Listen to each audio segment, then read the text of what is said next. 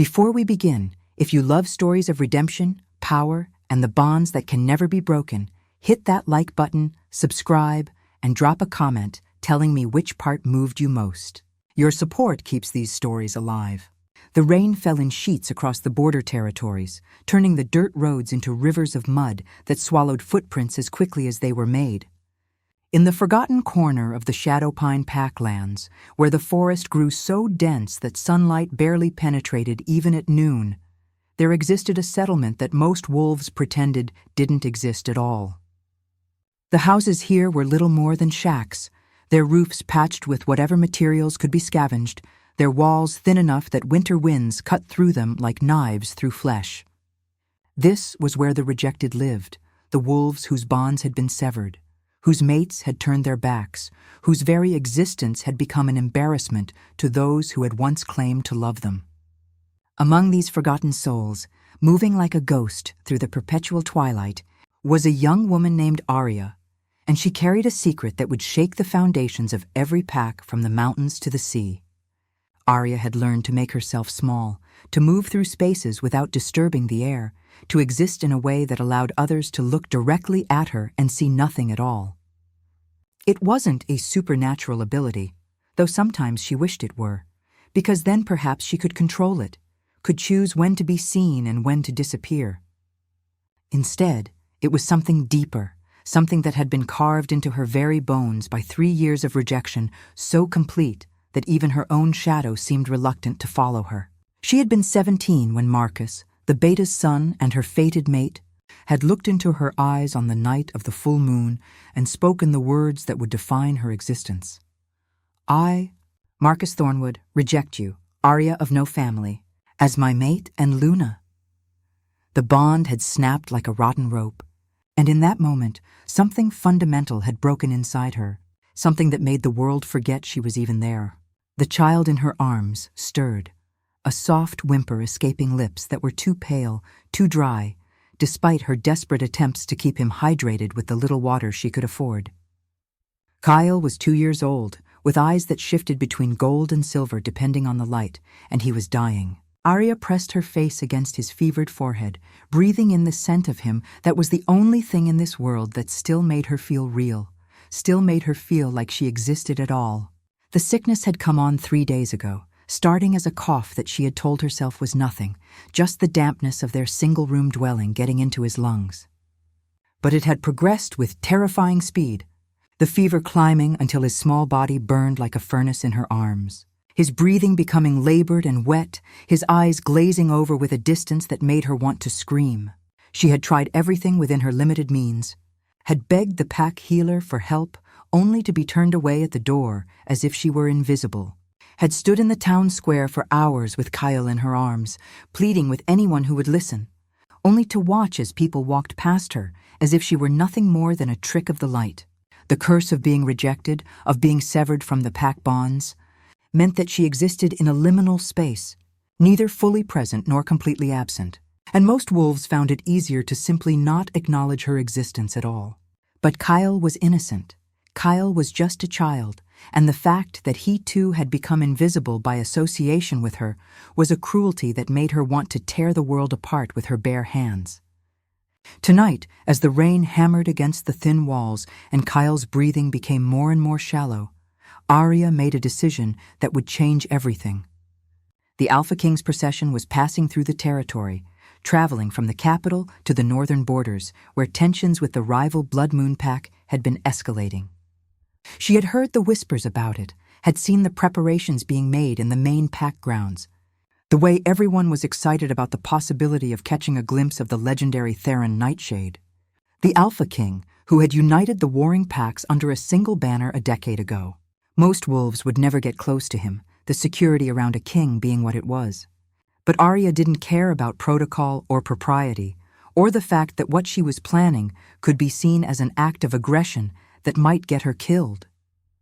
She wrapped Kyle in the only blanket they owned that wasn't threadbare, tucking it around his small body with shaking hands, and stepped out into the storm. The rain soaked through her clothes immediately, plastering her dark hair to her skull, making every step a battle against the wind that seemed determined to push her back into obscurity. She knew the route the procession would take, knew that they would pass through the main road that cut through the heart of Shadowpine territory. And she knew that this was her only chance, because by tomorrow, Kale might not have any chances left at all. The walk took her an hour, her feet slipping in the mud, her body shielding Kyle from the worst of the weather as his labored breathing became the only sound louder than the thunder. When she reached the main road, she could see the lights of the procession in the distance, a line of vehicles moving with military precision, flanked by runners in wolf form whose eyes glowed in the darkness. Arya positioned herself on the side of the road, standing in plain view, and waited.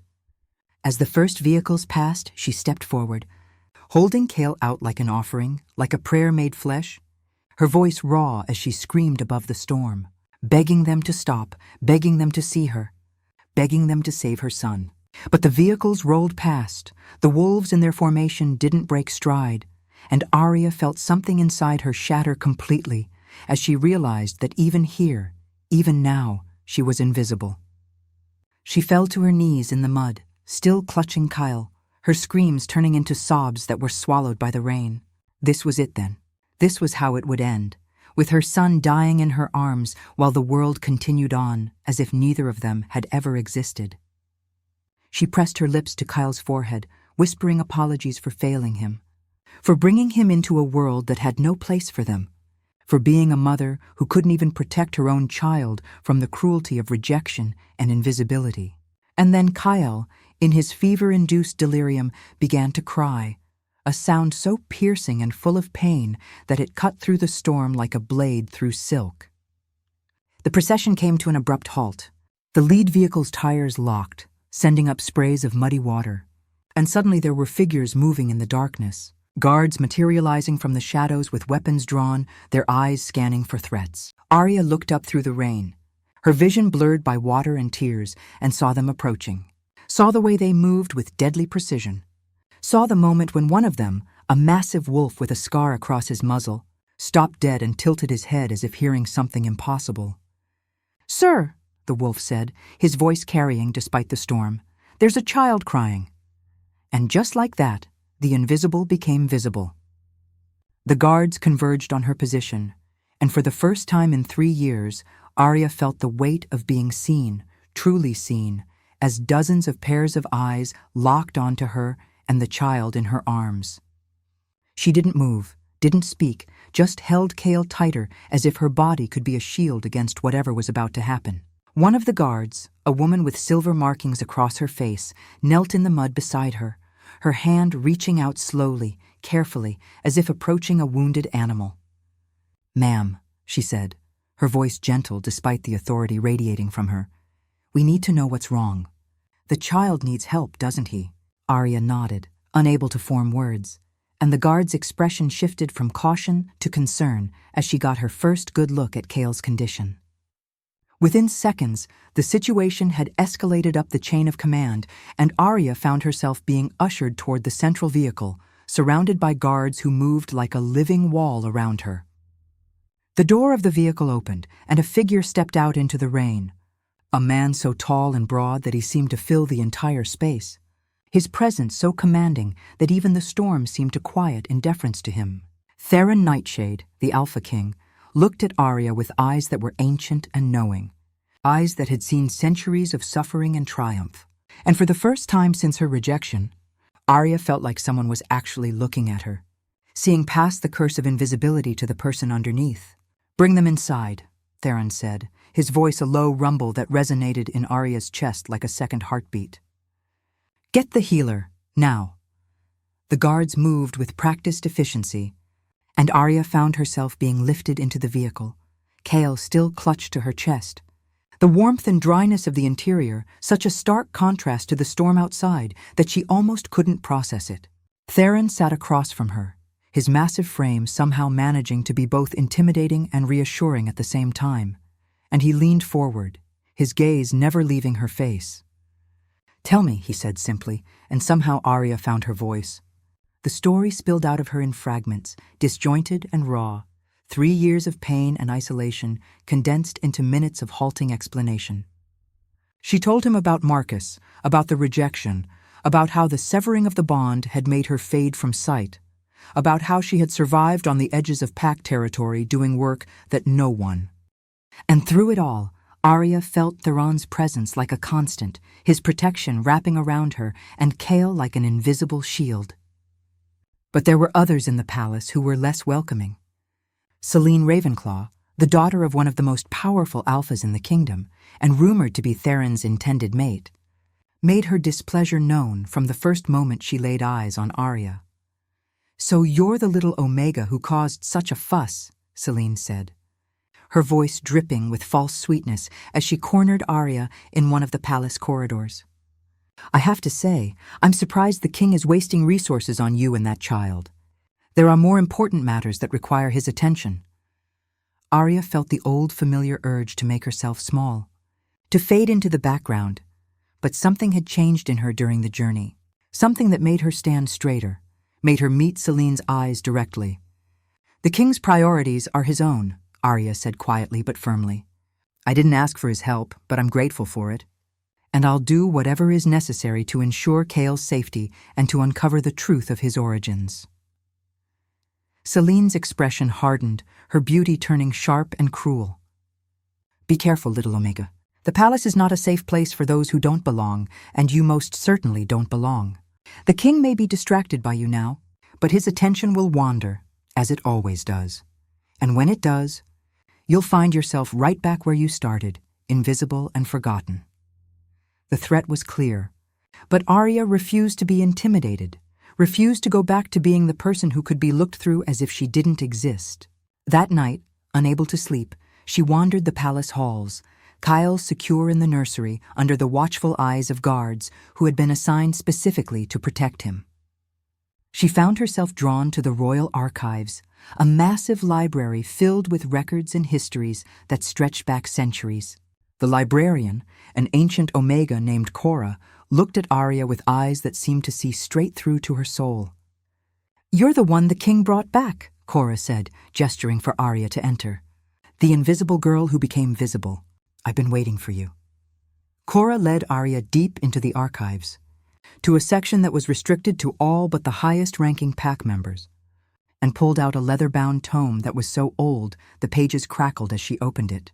"There's a prophecy," Cora said, her voice barely above a whisper, "written by the first Luna, the mate of the first Alpha King. It speaks of a time when the royal line would be broken, when an heir would be lost and hidden, and when a mother who was not a mother by blood would claim him and protect him through years of darkness. It speaks of an Omega who would be rejected and made invisible, who would suffer the ultimate humiliation and yet survive, who would become the key to reuniting the scattered pieces of royal power." Arya stared at the ancient text, her hands shaking as she traced the faded words that seemed to describe her life with impossible accuracy. "You think this is about me?" she asked, her voice hoarse. Cora smiled, an expression full of knowing and sadness. "I think that destiny has many faces, and sometimes we don't recognize our own until the moment when we're forced to look directly at it. The king sees something in you, child, something that goes beyond gratitude or duty. He sees what you could be, what you were always meant to be, and it terrifies him because it means change, real change, not just to his life, but to the entire structure of pack hierarchy." The investigation into Chaol's origins moved forward with relentless efficiency, and within a week, Theron's warriors had uncovered a conspiracy that went deeper than anyone had imagined. Marcus Thornwood, Arya's rejected mate, had been part of a plot to overthrow the royal line, along with several other high-ranking wolves who believed that the current pack system was too centralized, that the Alpha King held too much power. They had orchestrated the kidnapping of the king's younger brother's infant son, intending to hold the child hostage to force Theron to abdicate. But the plan had gone wrong when the brother had fought back, sacrificing himself to give the child a chance to escape, and in the chaos, the infant had been abandoned in the forest, left to die. That infant was Chaol. The child that Arya had claimed as her own was Theron's nephew, the rightful heir to one of the most powerful bloodlines in the kingdom. The revelation sent shockwaves through the palace, and suddenly Arya found herself at the center of a political storm that she had never asked for and didn't know how to navigate. Marcus and his co-conspirators were arrested, their treachery exposed, and Arya was forced to testify before the council, to recount how she had found Chaol, how she had raised him, how she had kept him alive when everyone else had failed. Through it all, Theron was a constant presence, standing beside her during the hearings, his authority ensuring that no one could question her worth or her right to speak. And gradually, Arya began to understand what Cora had meant about destiny having many faces. She wasn't just Chaol's adoptive mother anymore. She was a witness to treason, a key player in a conspiracy that had almost destroyed the royal line. And most importantly, she was someone that the Alpha King himself had claimed as Pac, had declared worthy of protection and recognition. But there was more happening beneath the surface, currents of emotion and attraction that Arya had been trying to ignore, but could no longer deny. Theron looked at her with eyes that held more than just gratitude or duty, with an intensity that made her skin flush and her heart race. And she realized with a mixture of terror and wonder that she was looking at him the same way, that somewhere during the journey from rejection to redemption, she had begun to feel things that she had thought herself incapable of feeling ever again. The confrontation with Marcus came on a cold morning in the palace courtyard. The traitors brought forward in chains to face the judgment of the Alpha King. Marcus looked haggard, his once handsome face marked by fear and desperation, and when his eyes landed on Arya standing beside Theron, she saw the moment when he truly saw her, perhaps for the first time since the rejection. "Arya," he said, his voice breaking, "I didn't know. About the child, about what we had done, I didn't know until it was too late." Arya stepped forward, and the crowd that had gathered fell silent, waiting to see what the rejected Omega would say to the man who had destroyed her life. "You looked at me and saw nothing," Arya said, her voice carrying across the courtyard with surprising strength. "You rejected me and made me invisible, and in doing so, you gave me the freedom to become something you could never understand. You wanted power without responsibility, wanted status without sacrifice, and in the end, you lost everything. But I gained something infinitely more valuable. I gained a son. I gained the knowledge of what true strength looks like. And I gained the understanding that being seen is not about forcing others to acknowledge you. It's about knowing your own worth so completely that invisibility becomes impossible." The sentence was passed: exile for the lesser conspirators, execution for Marcus and the 3 wolves who had actually carried out the kidnapping and murder. Arya watched as Marcus was led away and felt nothing but a distant pity for the man who had once been her fated mate, the man who had never truly seen her at all. Justice had been served, but Arya felt no triumph, only a deep weariness and a desire to return to Chaol, to hold her son and remind herself of what truly mattered. That night, Theron came to her chambers, his presence filling the space in a way that made Arya's breath catch. "The council wants to formalize Chaol's status," he said without preamble. "He'll be declared my heir, raised in the palace, given every advantage and protection. But that leaves the question of you, of what happens to the woman who saved him, who kept him alive when the world had decided he should die." Arya felt her heart hammering in her chest, unsure of what he was asking, afraid to hope. "I don't need anything," she said carefully. "I just need to be with Chaol, to make sure he's safe and loved." Theron moved closer, his massive frame radiating heat and power and something that Arya was beginning to recognize as barely restrained emotion. "What if I told you that I can't imagine him being raised by anyone but you? What if I told you that I see you, Arya, not as a victim or a rescued Omega, or even as Chaol's adoptive mother, but as someone extraordinary, someone who has shown more courage and strength than most warriors I've known? What if I told you that the bond I feel forming between us is not gratitude or obligation, but something much deeper, something that feels like destiny?" Arya's breath caught, her mind struggling to process what he was saying, what he was offering. "You're the Alpha King," she whispered. "I'm a rejected Omega from nowhere. People like me don't end up with people like you." Theron cupped her face in his hands, his touch gentle despite the calluses that marked his palms. "People like you are exactly who should end up with people like me, because you understand what real power looks like, not the power of position or title, but the power of surviving, when the world wants you to disappear. The power of loving when you have nothing left to give. The power of standing up and fighting even when no one can see you. He kissed her then, and Arya felt something inside her that had been broken by rejection begin to heal. Felt the invisible chains that had bound her for 3 years begin to shatter. This wasn't a fated mate bond, wasn't something ordained by... Else would acknowledge about how Chaol had come into her life in a way that she couldn't fully explain. A child she had found abandoned in the forest with no scent to indicate parentage. A child she had claimed as her own because he too had been invisible, unwanted. She told him about the sickness, about the desperate attempts to get help, about the way the world had looked through her as if she were made of glass. Theron listened without interruption, his expression unreadable, but Arya could sense something shifting in the air around him, a tension that made the guards in the vehicle shift uncomfortably. When she finished, there was a long moment of silence broken only by Chaol's labored breathing. Then Theron reached out, his large hand gentle as he brushed his fingers across Chaol's fevered forehead, and Arya saw something flash in his eyes, recognition mixed with something that looked like shock. "This child," Theron said slowly, his voice carefully controlled, "has the mark. The silver gold eyes, the scent beneath the sickness. He carries royal blood." The words hung in the air like a physical thing, and Arya felt her world tilt on its axis. Royal blood? That was impossible. She had found Chaol in the forest, alone and unwanted. There had been no indication that he was anything other than another rejected child like her. But Theron was looking at her with an intensity that made her skin prickle, and she realized with growing horror that he believed what he was saying. That somehow, impossibly, Chaol was connected to the royal bloodline. "That's not possible," Arya whispered. But even as she said it, she was remembering things.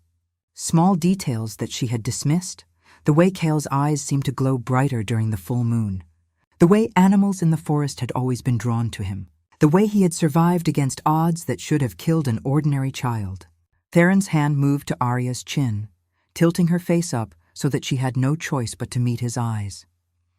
"And you," he said, his voice dropping to something almost dangerous. "You who can be rejected and yet survive. You who can fade from sight and yet still fight. You who can love a child who isn't yours by blood and yet claim him so completely that you would die for him. What are you?" The question wasn't rhetorical, Arya realized with a start. He was actually asking, actually waiting for an answer that she didn't have. "I'm nobody," she said, the words automatic after years of believing them. "I'm just Arya of no family, the rejected Omega who doesn't matter." "No," Theron said, and the word was absolute, final, carrying the weight of a king's decree. "That's what they made you believe. That's what the rejection did to you. But rejection can't erase what's written in blood and bone and destiny. The fact that you're here, that my guards could hear your child when no one else could, that I can see you when others cannot, that tells me something that I suspect you've never been told. You're not invisible because you're weak. You're invisible because you're too powerful, and the world doesn't know how to handle you yet." The healer arrived then, an elderly woman with hands that moved with practiced precision, and Arya was forced to release Chaol into her care, watching with her heart in her throat as the woman examined him, her expression growing more grave with each passing second. "The fever is consuming him," the healer said finally, looking at Theron with eyes that held centuries of knowledge. "He's fighting something that's trying to awaken, something in his blood that's too powerful for his young body to contain.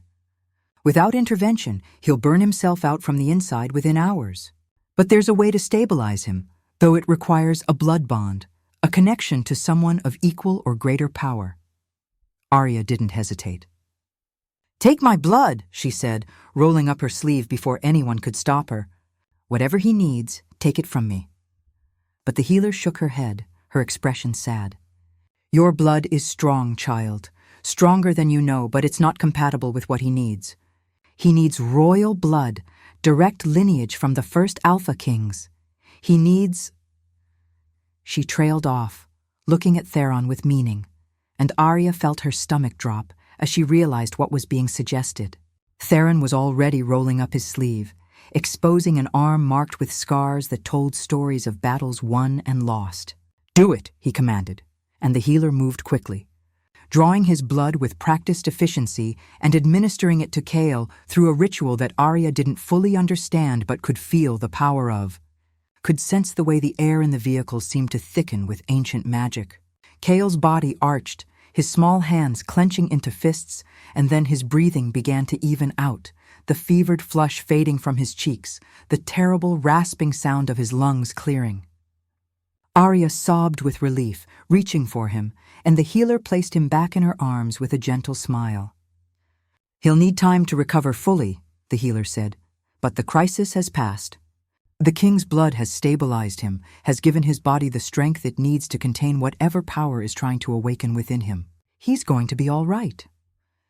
Arya held Kale close, tears streaming down her face, and looked up at Theron with gratitude so profound that she couldn't find words for it. The Alpha King was watching her with an expression that she couldn't quite read, something between curiosity and recognition, as if he were seeing pieces of a puzzle falling into place.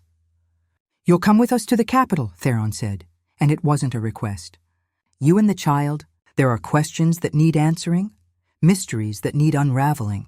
Someone wanted this child to disappear, wanted you both to fade into nothing, and I intend to find out who and why. Until then, you're under my protection, and I promise you this, no one will ever look through you again. I see you, Arya of no family, and I claim you as Pack, as my responsibility, as someone worthy of being seen." The journey to the capital took 2 days, and during that time, Arya existed in a strange state of unreality, unable to fully process the change in her circumstances. She and Kale were given rooms in the royal convoy, provided with food and clothing and medical care that she hadn't experienced in years. The guards who had once been figures of intimidation became familiar faces, particularly the scarred wolf who had first heard Kale's cry, a warrior named Darius who appointed himself their unofficial protector. Kyle recovered with astonishing speed, his color returning, his eyes brightening, and Arya watched in wonder as he began to display characteristics that she had never seen before.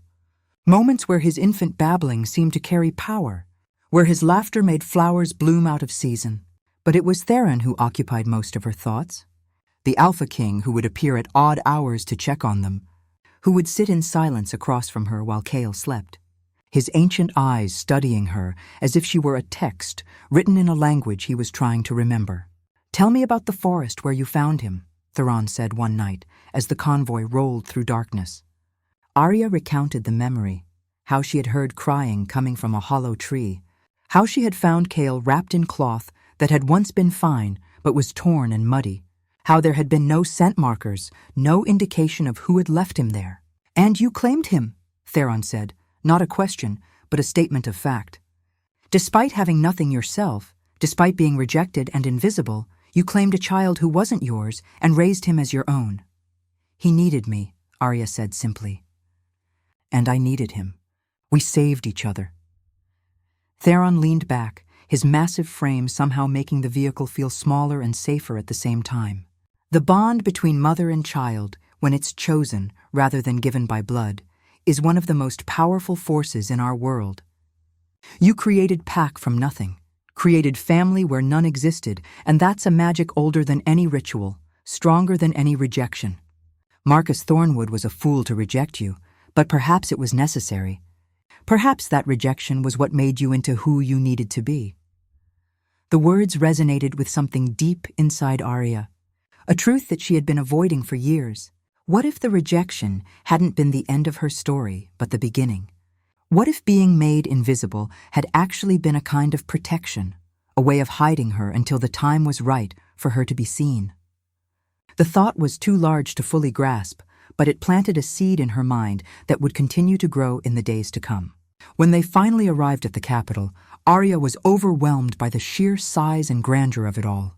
The royal grounds sprawling across acres of carefully maintained territory, the palace rising like a mountain of stone and glass at the center of it all. She was given rooms in the guest wing, spaces more luxurious than anywhere she had ever lived, with soft beds and running water and windows that looked out over gardens that seemed to stretch to the horizon. Kale was examined by the royal healers, who confirmed what Theron's healer had suspected. The child carried markers of ancient royal bloodline, specifically markers that matched those of the first Alpha Kings, the legendary rulers who had established the pack system centuries ago. The implications were staggering. If Cale was truly of royal descent, then someone had deliberately tried to erase him, had left him to die in a forest where no one would find him. Someone had committed an act of treachery so profound that it shook the foundations of pack law. Theron launched an investigation immediately, sending his most trusted warriors to track down any information about abandoned royal children, any rumors of secret pregnancies or hidden heirs. The moon, or destiny, or ancient magic. This was a choice, a conscious decision by two people who had both been marked by loss and trauma to reach for something better, something real. When they finally broke apart, Arya was crying, tears streaming down her face, but they were tears of relief, of release, of finally being seen, not just by others, but by herself. The formal ceremony took place during the next full moon, witnessed by representatives from every pack in the kingdom. Theron stood before his people and declared Arya his chosen mate, his Luna, his equal in all things. He declared Cale his heir, his nephew by blood but also his son by choice. And he declared that the old laws about rejection and invisibility would be rewritten, that no wolf would ever again be cast aside and forgotten simply because a bond had been severed. The crowd roared their approval, and Arya stood beside Theron with Cale in her arms, feeling the weight of 1,000 eyes upon her, feeling seen in a way that was no longer terrifying but empowering. Selene Ravenclaw left the capital that night. Her ambitions thwarted, her plans crumbled to dust, and Arya felt no satisfaction in her defeat, only a quiet acceptance that some people would never understand that true power came not from manipulation or status, but from authenticity and courage. The palace became Arya's home, not because she had been given rooms there, but because she chose to make it so, chose to claim her place not as a rescued victim, but as a Luna who had earned her position through trials that would have broken lesser souls. Kyle grew strong and healthy under Arya and Theron's care, his powers manifesting gradually as he learned to control the royal blood that flowed through his veins. He called Arya Mama and Theron Papa, and the sound of his laughter echoed through halls that had been too quiet for too long. And Arya, who had once been invisible to all, became the most visible person in the kingdom, not because of her title or her position, but because she had learned the truth that visibility was never about forcing others to see you.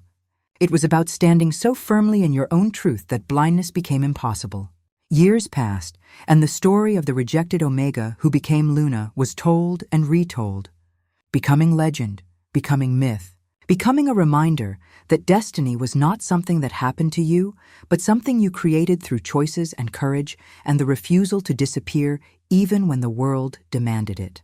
Arya stood on the palace balcony, watching Cale play in the gardens below with other children who looked at him with admiration rather than rejection, and felt Theron's arms wrap around her from behind, felt his lips brush against her neck in a gesture of affection that still made her heart race even after all this time.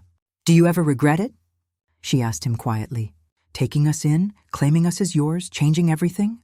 Theron turned her to face him, his ancient eyes holding hers with an intensity that had never diminished. "The only thing I regret is that I didn't find you sooner, that you had to suffer for 3 years before fate brought you to that road in the rain.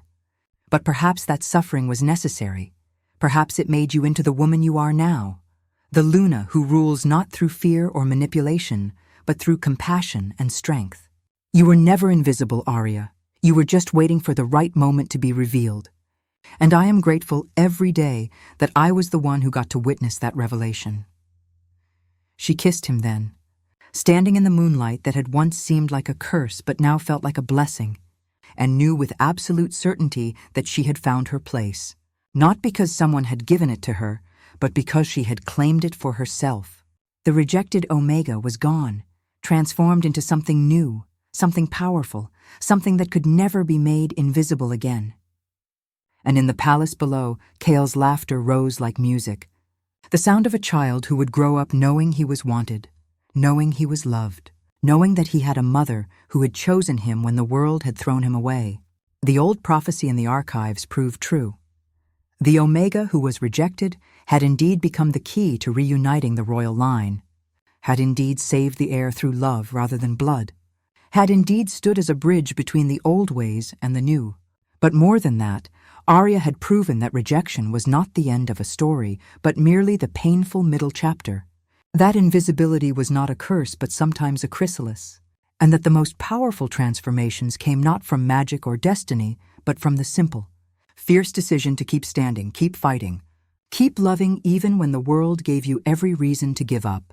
And so the rejected Omega, who had been invisible to all until the Alpha King's guards heard her child crying, became the Luna who was impossible to ignore, the woman who had turned her greatest weakness into her greatest strength, who had transformed pain into power, who had proven that sometimes the most important stories are not about those who are born into greatness, but about those who choose it, claim it, and make it their own, despite every obstacle the world places in their path.